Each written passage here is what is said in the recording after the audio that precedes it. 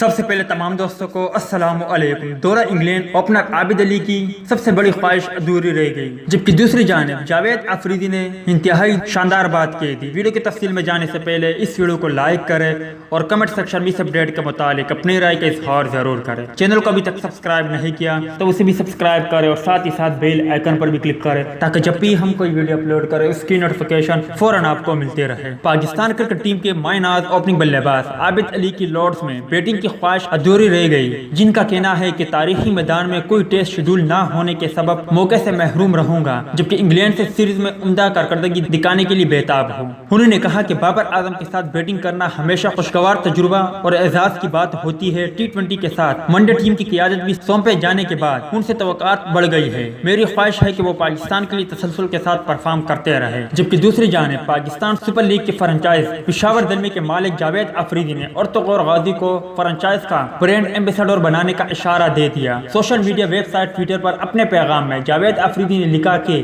آپ کیا کہیں گے اگر ارطغرل غازی پشاور زلمی کے بطور برانڈ ایمبیسڈر جوائن کر لے۔ جاوید افریدی کے اس ٹویٹ پر سوشل میڈیا صارفین میں تجسس بڑھ رہا ہے کہ کیا واقعی ارطغرل غازی PSL کا حصہ بننے جا رہے ہیں۔ یاد رہے کہ ارطغرل غازی میں نمایاں کردار ادا کرنے والے معروف ترکش اداکاروں کو بھی پاکستان میں اپنے ڈرامے کی مقبولیت کا اندازہ ہو چکا ہے، اور اب تک کئی اداکاروں نے پاکستان آنے کا اعلان کیا اور ساتھ ہی ساتھ پاکستانیوں کا شکریہ بھی ادا کیا۔ تو دوستو یہ تھی جاوید افریدی، ارطغرل غازی اور عابد علی کے حوالے سے کچھ اپڈیٹ۔ ویڈیو اچھی لگی ہو تو لائک کرے، بری لگی ہو تو ڈس لائک کرے۔ چینل کو ابھی تک سبسکرائب نہیں کیا تو اسے بھی سبسکرائب کرے اور ساتھ ہی ساتھ بیل آئیکن پر بھی کلک کرے تاکہ جب بھی ہم کوئی ویڈیو اپلوڈ کرے اس کی نوٹیفیکیشن فوراً آپ کو ملتے رہے۔